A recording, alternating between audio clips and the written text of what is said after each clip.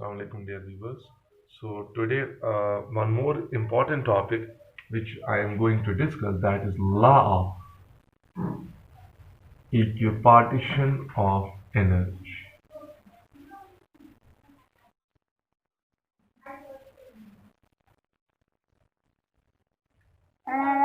Topic is very much important from entrance point of view, very much important, and as well as it is also important from board point of view. 2 marks 3 marks का question इस पे भी आता है, define law of equipartition of energy. तो बेटा देखो, पिछले टाइम मैंने डिग्रीज ऑफ फ्रीडम आपको पढ़ाया था, तो मैंने आपको बताया था for mono atomic gas, yes, how many degrees of freedom it has? It has 3 degrees of freedom. For diatomic gas, it has how many degrees of freedom? It has 5 degrees of freedom. For triatomic, but triatomic के 2 case है, linear और non linear. triatomic linear, ठीक है बेटा, degrees of freedom are 7. For triatomic non-linear, degrees of freedom are 6. तो देखो कैसे, diatomic के 5, ये 5 कहां से आए? 3 आ गए ट्रांसलेटरी के, like this is a diatomic, it can move along x, along y and along z, so 3 translatory. Rotatory भी है, ये along this axis and yes along this axis. So rotatory के 2, ये वाला नहीं आएगा, ये एक्सिस का नहीं लेंगे, because this is the axis which is going through the point mass. मैंने कहा था जो एक्सिस पॉइंट मास के थ्रू जाएगी वहां से मोमेंट ऑफ इनर्शिया 0 होता है, यानी कि वहां से रोटेशनल मोशन की कोई सिग्निफिकेंस नहीं है।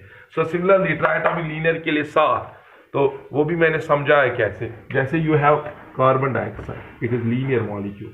देखो बेटा, ट्रांसलेटरी के 3 डालो, यहाँ पे एक एक्सिस डालो, यहाँ पे 2 एक्सिस, रोटेटरी 2, और अब यहाँ पे ऐसे एक्सिस डालो आउट ऑफ द प्लेन, यहाँ पे out of the plane axis डालो, तो rotational motion is taking place along 4 axis.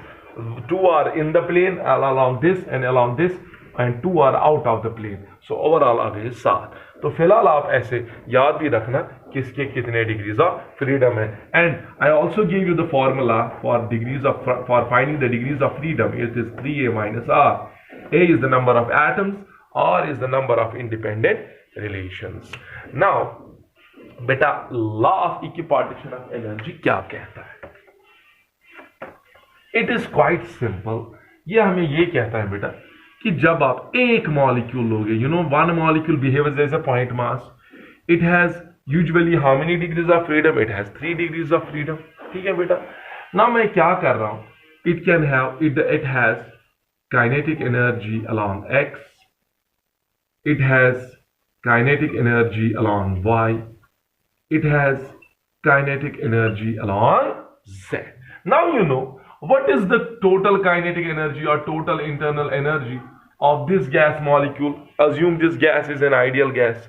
अब मुझे बताओ इस मॉलिक्यूल की internal energy, that is entirely kinetic, because ideal gas की पोटेंशियल एनर्जी 0 होती है। सो चाहे काइनेटिक की बात करें या चाहे इंटरनल एनर्जी की बात करें, हमने निकाला था expression, kinetic energy of each molecule is equal to 3/2 yes kT. This is the kinetic energy of each molecule.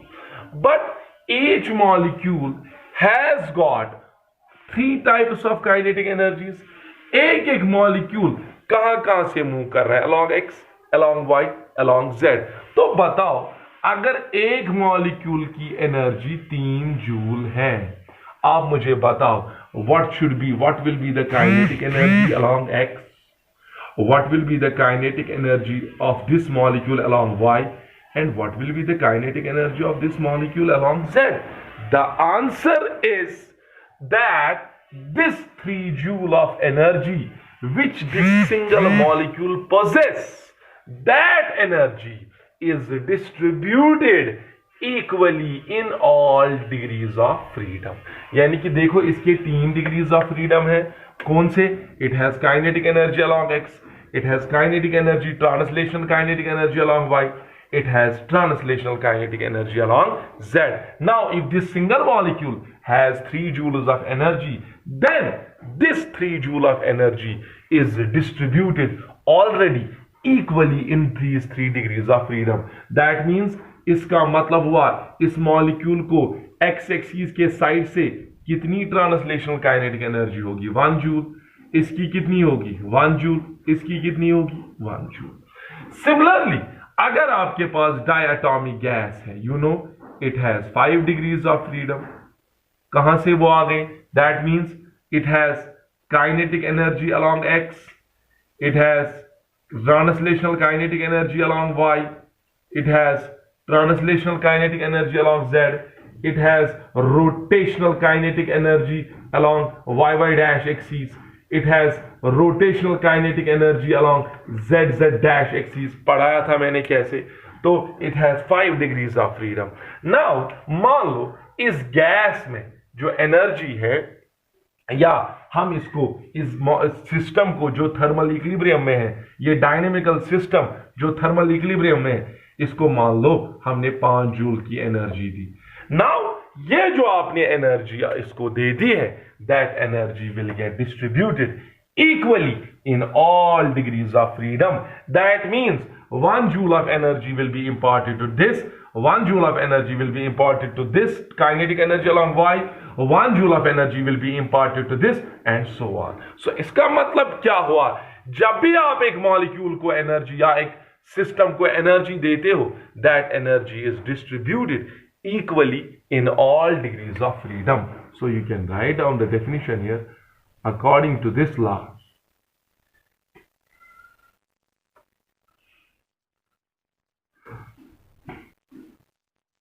energy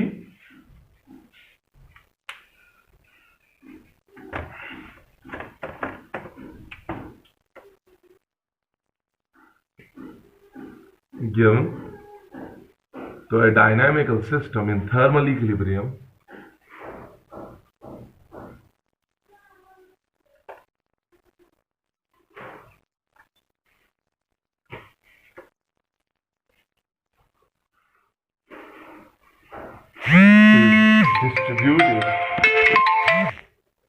is distributed equally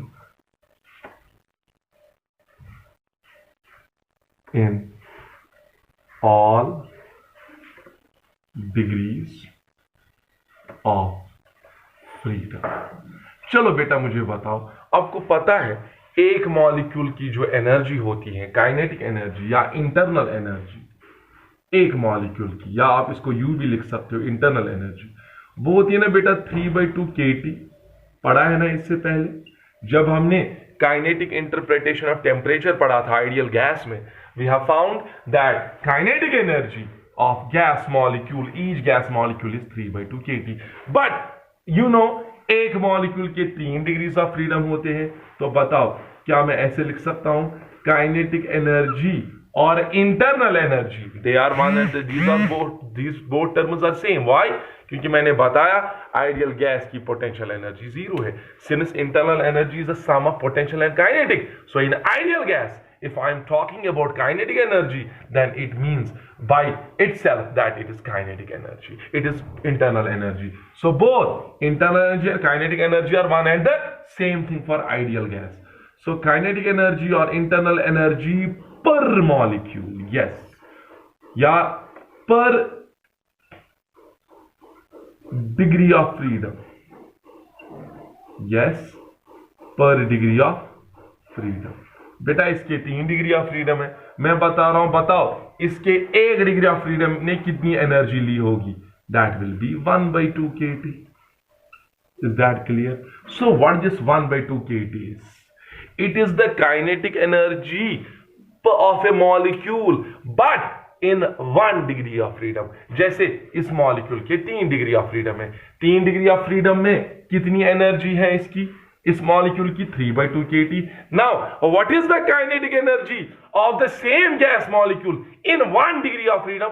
सो आप इस 3 को डिवाइड करोगे तो ये 1/2 kT आएगा.